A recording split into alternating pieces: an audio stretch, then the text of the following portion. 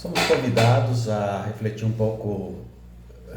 Eu sou Eliomar, sou psicólogo e teólogo, e convido você a refletir um pouco comigo sobre o livro de Isaías. É um livro profético, né? O primeiro dos profetas maiores no Antigo Testamento cristão, e o primeiro dos últimos profetas do cânone hebraico. Sua importância é refletida também no Novo Testamento, né, considerando-se que há mais de 400 referências diretas do livro feitas pelos evangelhos e pelos apóstolos. O forte caráter e ênfase messiânicas percebidas em toda a extensão do documento muito provavelmente colaboram para conceder ao livro tamanha proporção preferencial entre os autores do Novo Testamento. Por causa disso também, Isaías recebeu o epiteto de quinto evangelista. Em seus dias, Isaías viveu e narrou a tensão política e militar que o território de Israel experimentava, com eventos decorrentes principalmente de um panorama marcado por intensas e contínuas atividades bélicas e expansionistas que estavam sendo realizadas na monarquia egípcia no sul e pelos caldeus ao leste. No início do ministério profético de Isaías, situa-se lá pelo ano 754 a.C., coincidindo com duas datas históricas precisas: a morte do rei Osias de Judá e a fundação de Roma. Isaías era filho de Amós, não o Amós bíblico, mas o Amós vaqueiro. Nasceu por volta de 765 a.C., viveu na corte dos reis de Judá. Há indicações de que talvez fosse primo de Osias, era escriba e escritor dos anais das histórias da casa davídica, tinha preeminência e liberdade suficiente para transitar próximo ao poder político e tomar conhecimento em primeira mão das políticas e estratégias do Estado monarca judeu. Era um cara letrado, culto e politicamente privilegiado, pode ter feito parte da casta sacerdotal de Jerusalém. Em 740 a.C., ano da morte do rei Osias, ele teria recebido sua vocação profética e exerceu seu ministério por 40 anos, numa época de crescente ameaça que a Síria fazia pesar sobre o reino de Israel e de Judá.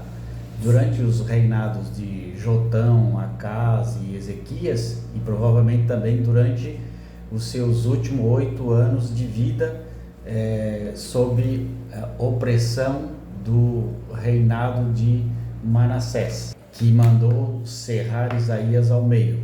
A gente pode ver isso em Hebreus capítulo 11, versículo 37, quando o profeta tinha 92 anos de idade, segundo o livro apócrifo do século I depois de Cristo, Vida dos Profetas, escrito por um anônimo judeu da Palestina. Embora a teologia tradicional judaica cristã defenda a existência de um único autor, a maior parte dos escritores, os estudiosos consideram o livro como uma obra de mais de um autor, merecendo destaque o início do capítulo 40, onde se verifica a descontinuidade do primeiro e do segundo Isaías, pois ocorre uma mudança abrupta do século VIII a.C., o período do exílio da Babilônia, século VI a.C. Não se fala mais uma única vez de Isaías, e da Síria é substituída pela Babilônia, cujo nome é mencionado com frequência, assim como o nome de Ciro II e dos reis medos e persas, havendo estudos que indicam que dos 66 capítulos do livro de Isaías, menos de 20 foram escritos pelo profeta Isaías. que viveu no governo dos reis Joatão, e de Acás e de Ezequias. Estudando tais capítulos, concentrados na primeira parte do livro, que engloba os capítulos de 1 a 39, também conhecida como Proto-Isaías ou Primeiro Isaías. No entanto, alguns estudiosos têm proposto que os capítulos 36 e 39 constituem uma transição entre as duas seções. Então, alguns críticos falam que o livro de Isaías é uma coletânea de profecias proféticas de épocas bem diferentes, cuja redação final deve ter acontecido por volta de 400 a.C. ou mesmo mais posteriormente. Segundo os mesmos, 300 anos depois da morte de Isaías, ainda se atualizavam as suas palavras, pois mesmo as profecias da época dele foram relidas na perspectiva do pós-exílio. A afirmação crítica baseia-se na pressuposição naturalista de que seria impossível prever com mais de 300 anos de antecedência o nome do rei Ciro, que destruiria a Babilônia, conforme declarado no livro de Isaías. Muito bem, nós temos o primeiro Isaías, que é de 1 a 39, contém a mensagem do profeta chamado Isaías, cuja preocupação central é a santidade de Deus, ou seja, só Deus é absoluto. Em meio a grandes mudanças políticas internacionais, Isaías condena a aliança com as grandes potências, mostrando que a nação só será salva se permanecer fiel a Deus e ao seu projeto, no qual a justiça é o valor supremo. Assim, uma espiritualidade baseada na santidade de Deus produz o profeta e uma fé política que combate os ídolos presentes na sociedade. Ele fala também do Emanuel, no capítulo 7, versículo 14, no qual o Novo Testamento viu que é Jesus Cristo, que veio ao mundo para salvar o seu povo. Mais especificamente, pode-se substituir essa parte em 4 etapas cronológicas. O capítulo 1 fala da introdução do conjunto de livros, o capítulo 2 a 12 fala sobre as profecias sobre Israel e Judá, os capítulos 13 a 23 as profecias sobre as nações estrangeiras, o capítulo 24 a 27 o Apocalipse de Isaías, os capítulos 28 a 33 as profecias e promessas e ameaças sobre Israel e Judá. Os capítulos 34 a 35 eram outros fragmentos apocalípticos que provavelmente foram escritos no segundo Isaías, no tempo do exílio da Babilônia, e os capítulos 36 a 39 são os relatos sobre a atividade de Isaías no momento da campanha de Senaqueribe contra Jerusalém. Bom, nesse primeiro Isaías, as pessoas frequentavam o templo, mas para o profeta isso não bastava, pois encher o templo de iniquidade e solenidade é um erro enorme. Você pode ver isso em Isaías 1, 10 a 20. Isso porque as pessoas que levavam ofertas a Deus são as mesmas que não se importavam em fazer o direito, o mishpah, funcionar. Não fazem o direito funcionar, que não fazem a devida justiça e não protegem o órfão e a viúva. Portanto, Isaías, em um dos textos proféticos mais violentos contra o culto, que funciona só para mascarar as injustiças que se cometiam no dia a dia, pede aos príncipes de Sodoma e ao povo na verdade, Jerusalém, para ouvir a palavra do Senhor. Ele diz assim: escutem a palavra do Senhor, chefes de Sodoma, preste atenção ao ensinamento do nosso Deus, ó povo de Gomorra, que me interessa a quantidade dos seus sacrifícios, diz o Senhor. Estou farto de holocaustos, de carneiros, de gorduras, de novilhos, não gosto de sangue de bois, carneiros e cabritos. Quando vocês veem a minha presença e pisam meus átrios, quem exige algo da mão de vocês? Pare de trazer ofertas inúteis. O incenso é coisa nojenta para mim. Luas novas, sábados, assembleias não suportam injustiça junto com a solidariedade. Isso em Isaías 1, 10, 13. Levantem-se, purifiquem-se, tirem da minha vista as maldades que vocês praticam, pare de fazer o mal, aprendam a fazer o bem, busquem o direito, socorram o oprimido, façam justiça ao órfão, defendam a causa da viúva. Isaías 1, 16 a 17. Então, o profeta denuncia o comportamento dos ricos e latifundiários que viviam em grandes festas custeadas pelo trabalho dos pobres, não diferente dos dias atuais, né? Que exploravam o povo, negando-lhes a justiça, e dos que se fazem grandes e importantes vivendo em grandes banquetes. Isaías 5, de 8 a 24. Ai daqueles que juntam casa com casa, emendam campo a campo, até que não sobre mais espaço e sejam os únicos a habitarem no meio do país. Então, neste aspecto, destaca-se a sua semelhança com o profeta Amós, até porque eles são quase contemporâneos. Amós é de 760 a.C., e Isaías inicia sua atividade em 740 a.C. A problemática social era a mesma para ambos, né? Embora Amós fosse um camponês e Isaías um homem culto e ligado à corte, ambos atacam os grupos dominantes da sociedade, as autoridades, os magistrados, os latifundiários, os políticos. Isaías é duro e irônico com as damas da classe alta de Jerusalém, assim como Amós também foi com as madames de Samaria, em Amós 4, 1 a 3.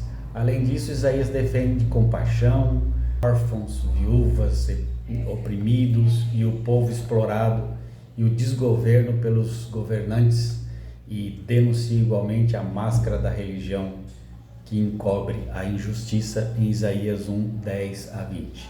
Do mesmo modo que Amós, em Amós 2, 6 a 16, Amós 4, 5 e Amós 5, 21 a 27. Isaías viveu no momento em que ocorria uma grande crise política e militar em Judá, provocada pela crescente ameaça do Império Sírio, pelos muitos erros do governo de Judá.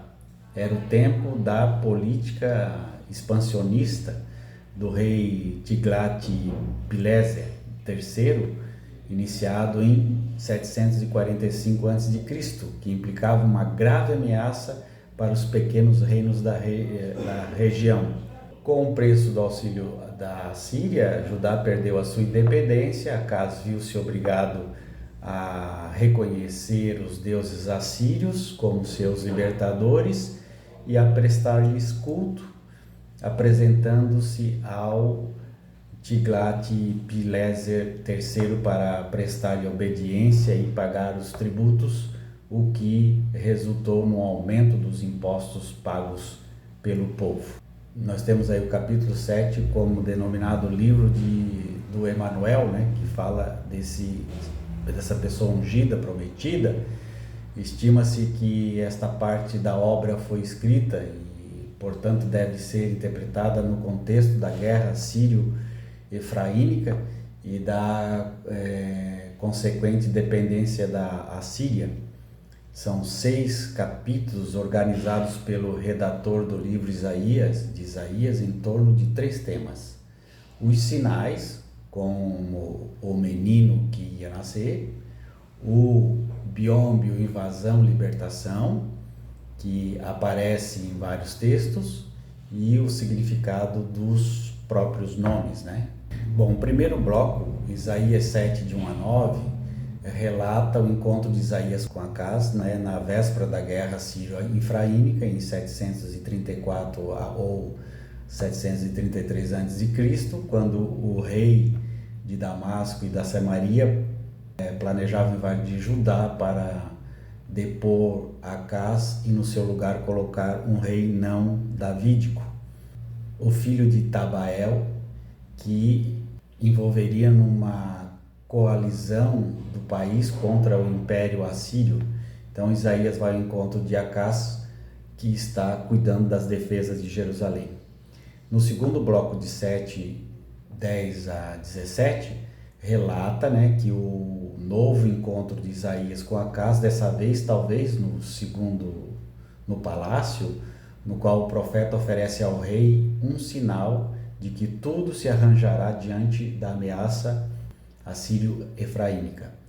Com a recusa do rei de pedir um sinal a Deus, Isaías muda o tom e relata a Acaz que Deus, por sua própria iniciativa, vai dar um sinal que consiste no seguinte: a jovem mulher dará à luz a um filho, seu nome será Emanuel, que significa Deus conosco, ele comerá coalhada e mel até que chegue o uso da razão. É razoável concluir que a jovem mulher era uma jovem rainha e era a mãe de Ezequias, considerando-se que Isaías falou a Acaz nos primeiros meses de 733 e Ezequias teria nascido no inverno de 733 a 732 a.C.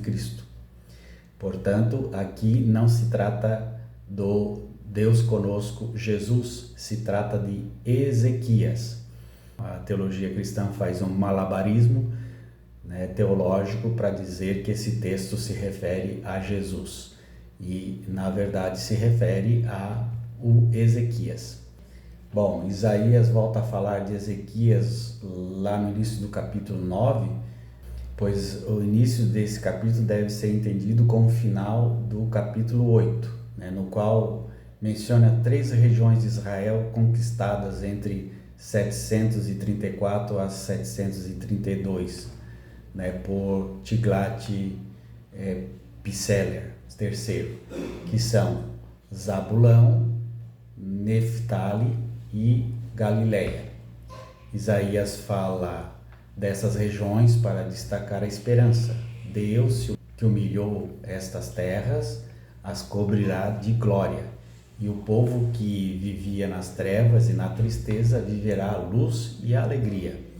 Uma alegria enorme que é causada pelo fim da opressão e principalmente pelo nascimento de um menino em Judá. Esse menino é um personagem da casa real, de acordo com os 4 títulos que lhe são atribuídos em Isaías 9:5, títulos que parecem ser características humanas e messiânicas, mas que podem caber bem aos reis, segundo a mentalidade da época. A sabedoria do rei na administração, ele era um conselheiro, na capacidade militar, Deus forte, zelo pela prosperidade do povo, pai, preocupação com a fidelidade do povo, príncipe da paz. Além disso, no capítulo 9, versículo 6, esclarece que esse menino é da casa de Davi e caracteriza suas ações. Governará com direito e justiça e por isso deve tratar-se de Ezequias e não de Jesus. Isaías volta a se referir a Ezequias no início do capítulo 11, pois o ponto de referência do profeta continua sendo o rei da época, descendente de Davi, que salvaria o país da catástrofe. O texto fala de um personagem régio, de suas qualidades, de sua atuação, da instauração de uma nova realidade, para concluir que então haverá em Israel o conhecimento de Deus. Esse personagem esperado é fiel a Deus, vai instaurar um reino de justiça e paz, onde o pobre e o oprimido serão protegidos contra a prepotência dos poderosos. Justiça e paz são simbolizadas no poema pela convivência harmoniosa dos animais selvagens e domésticos.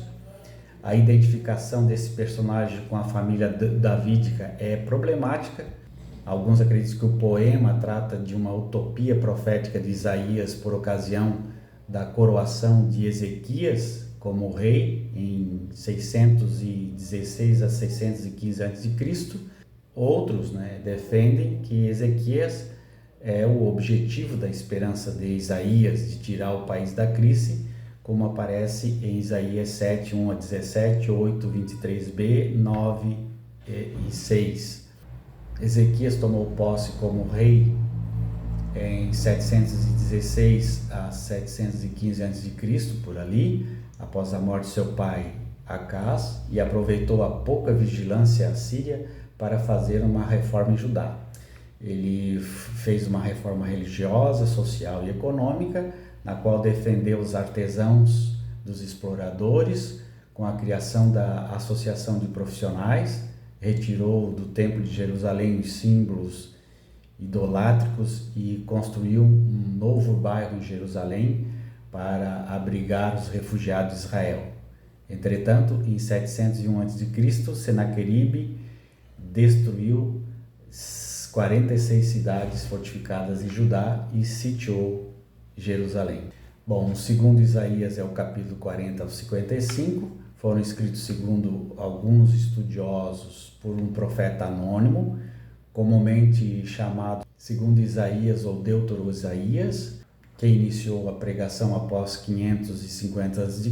e no final da época do exílio da Babilônia, quando corriam as primeiras vitórias de Círio II, então apresentando uma mensagem de esperança e consolação. O fim do exílio de 7 semanas nos anos de 587 e 538 a.C. é visto como um novo êxodo, como no primeiro, Deus será o condutor e a garantia dessa nova libertação. O povo de Deus convertido, mas oprimido, é denominado servo de Deus, ou o próprio segundo Isaías, segundo outra interpretação. O Novo Testamento, a partir de uma interpretação do judaísmo messiânico, atribui esse título a Jesus, o justo que sofreu e morreu para nos libertar. A comunidade, depois de convertida e libertada, se tornará missionária, luz para as nações e para que as nações se voltem ao verdadeiro Deus. O segundo Isaías pode ser dividido em duas partes, capítulo 40 a 48, a queda da Babilônia e a libertação por Círio II, 49 a 55, a restauração de Sião, insistência do universalismo da salvação, 19 vezes no sentido de servo de Deus, em 14 casos. Esse servo recebe como nome próprio Israel ou Jacó, como forma de referir-se ao povo de Israel e ao seu conjunto. O terceiro Isaías é do capítulo 56 a 66, são 10 capítulos, são atribuídos por alguns estudiosos como o terceiro Isaías ou trito Isaías. Apresenta uma coleção de profecias que procuram estimular a comunidade que veio do exílio da Babilônia a se reunir em Jerusalém com os que estavam dispersos. Ele condena os abusos que começam de novo a aparecer e mostra qual o verdadeiro jejum, Isaías 58, 1 a 12, que é necessário para que haja novo céu e nova terra. O terceiro Isaías é um autor único. Esta parte é uma coletânea diversificada. O Salmo de 63:7 até 64:11 parece inferior ao fim do exílio da Babilônia, enquanto que a profecia de 66:1 a 4 é contemporâneo à construção do templo. Os capítulos 60 e 62, eles são parecidos com o segundo Isaías, os capítulos 56 e 59 a 59. Deve datar do século V a.C. e os capítulos 65 a 66, com exceção de 66:1 a 4, poderiam se datar da época grega ou da época imediatamente posterior ao exílio. Então, como nós vimos, não cola dizer que a profecia de Isaías, no contexto de Isaías, na fala de Isaías, no momento da vida de Isaías, fala sobre Jesus que viria 800 anos ou 300 anos depois, né? Não me parece cabível. Isaías já está profetizando isso. Isaías estava falando, era de Ezequias, né? O menino que nasceu ali por aquela época e que iria se tornar rei, que era descendente de rei e iria substituir o seu pai Acás. É isto. Um abraço.